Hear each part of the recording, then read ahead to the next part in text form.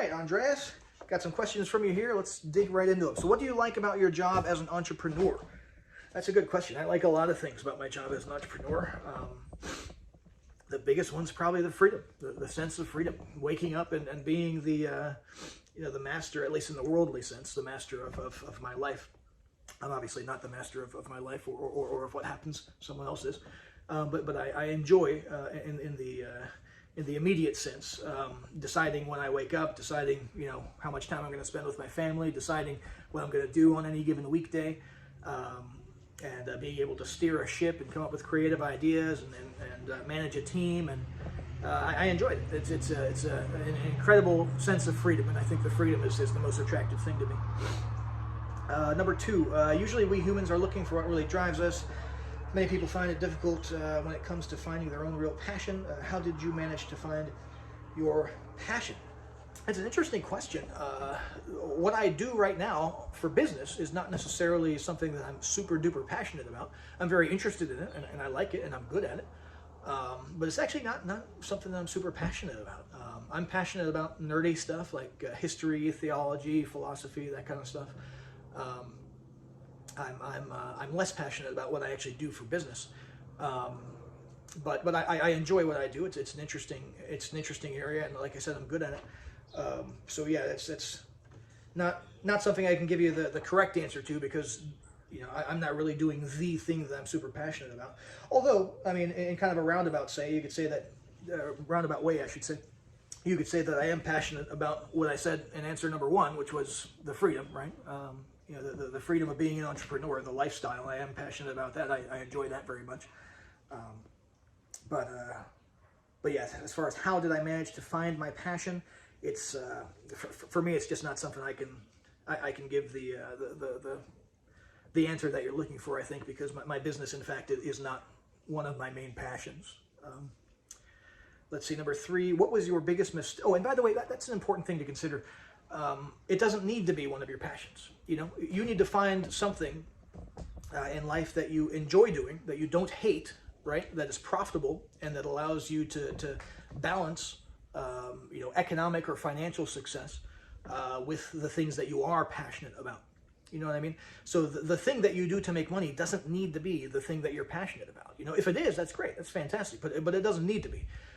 It's more an issue of avoiding it being something that prevents you from being able to also enjoy your passions. So those are my thoughts on that. My biggest mistake as an entrepreneur, and how did it come about? Yeah, that's a good question. Oh boy, how much time do you have? I've got so many mistakes I've made. I remember once I took out a $10,000 loan, and my wife was so angry at me, and I was going to use it to build an internet marketing business. And this was back when I was still active duty. It was shortly before I was going to deploy to the desert, and I ended up not getting any ROI on that. I spent it on the wrong things. I spent it on ventures that I had not properly researched.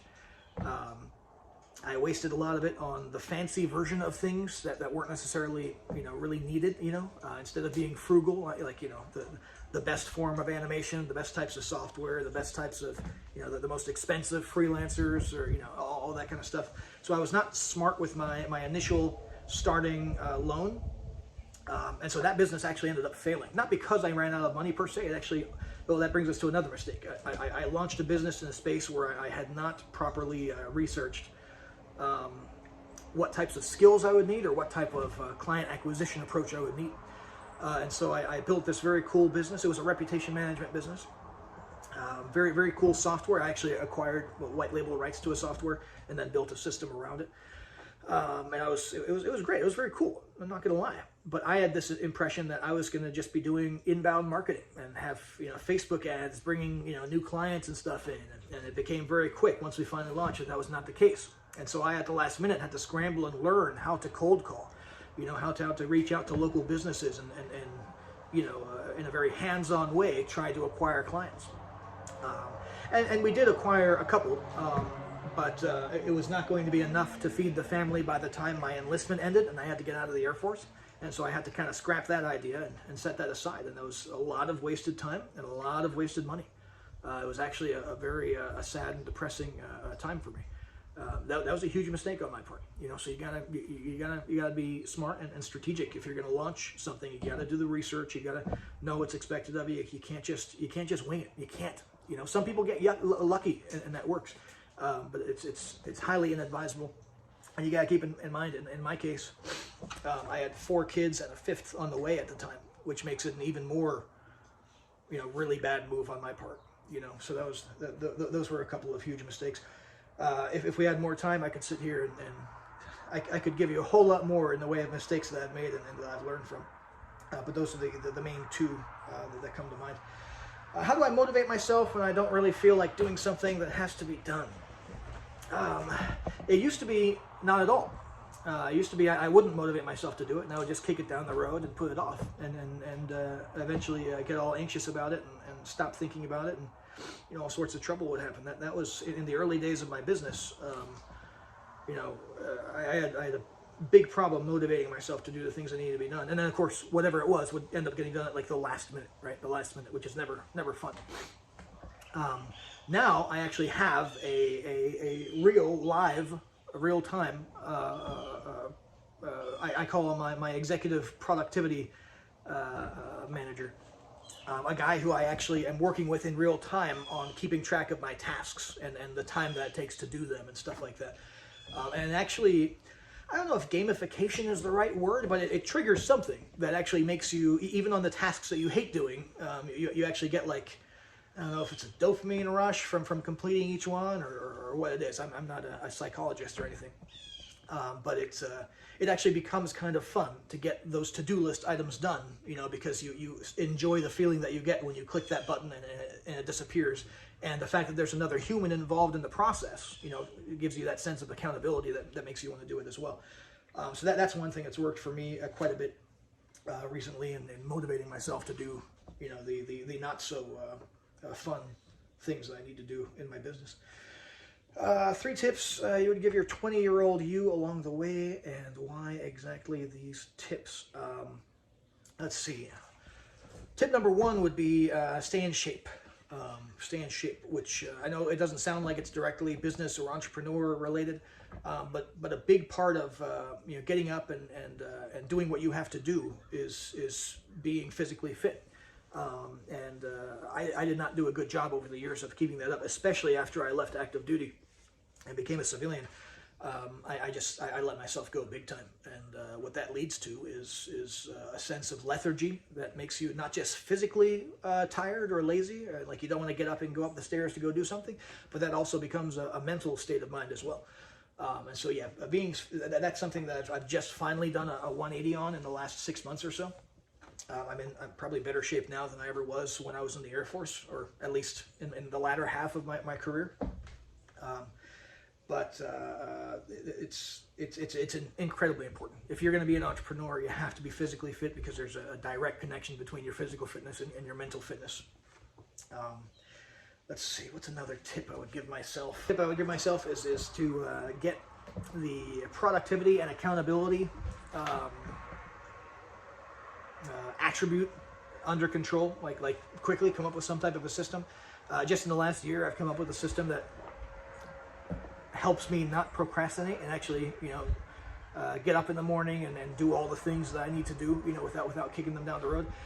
When I was active duty, it wasn't as big of an issue, because you're in the military, you have accountability, you've got a boss right there, you've got NCOs and stuff, so you don't really have the option of procrastinating too much. And so I didn't realize how big of an issue it was for me, how much procrastination and I'll just be honest, laziness was sort of a part of who I had become, or who I was, until I left active duty and didn't have any accountability. But even when I was active duty, especially on academic things, I was doing college part-time, and I would always procrastinate on schoolwork. And I was also a linguist, which means I would, a good chunk of my career, like probably 11 years, so around 20% of my career was spent in an academic environment where I was learning a language. Learning or relearning or learning the next level of a language. And in my case, it was Korean. And in those cases, I procrastinated a lot. and so that's something that I should have recognized at that time when I was in my 20s as an actual, you know, a problem with who I was, a problem with my mindset. And I should have found out much earlier than, you know, a year or so ago, a way to get that under control. Again, it was easy to ignore it because on the most important part of my life, which was, you know, being an active duty service member, it didn't impact me that much because, you know, you've got a boss right there. But I should have noticed early on that I had something deeper in me that was a big inclination to procrastinate and put things off and drag my feet. And it would have helped me out a lot over these last 4 years of having a business if I had identified and solved that problem earlier rather than later. And then another 20-year-old you tip. This was just about time, just enjoying time. Just enjoy time and realize how quick and fleeting it is. If I had known that's more of a 24-year-old tip for me.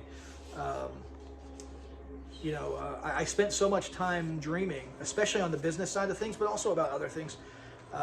You know, I spent too much time with the online classes because I was dreaming about a defense industry career that would require a certain type of degree, and I spent too much time after that, too much time dreaming and you know, researching and learning about how to start a business and stuff. In that time, my kids went from 0 years old to let's see, Peter is 9 now. So, yeah, he was 5 years old when I launched my business. And the first couple of years of my business, I didn't do a good job of enjoying my children, you know, first year and a half or so. And so, yeah, I'm a family man. I'm pretty good about being a family man, and we had lots of memories, but not nearly as many as we should have, you know. That time especially with your kids, with your significant other and your kids. It's incredibly important, and you can't get it back. You just can't get it back. It's more important than your business. It's more important than your passions. It's more important than everything. And those minutes and those hours and those days and those years, they go and you can't get them back. And there's something very very sad about that if you messed it up a little bit. And I did mess it up a little bit, you know. And so that's probably the most important thing, is just be aware of the preciousness and the value of time and moments. Be more aware and awakened in the moment, not dreaming about the future too much, and just enjoy life, especially with your loved ones, and enjoy life with your loved ones and your children as much as possible, so that you don't look backwards with regret and wish that you had made more time for that kind of stuff, you know. So that's probably the biggest one, and I know for a fact it's something that plagues a lot of entrepreneurs. A lot of entrepreneurs will look back on the previous 10 years and realize that their kids are in their teens, and realize that they spent most of their time on a laptop, you know, when they should have been hanging out with their kids. So that's for me. Thanks be to God. That only happened for a small number of years, and it didn't even happen a whole lot. It was not a huge issue. Like I said, I still had plenty of fun with my kids, but it's incredibly important. So that's an important tip that I'll give myself in my early 20s. So anyway, great questions. I appreciate you very much, Andreas, and I wish you and your tribe all the best, okay?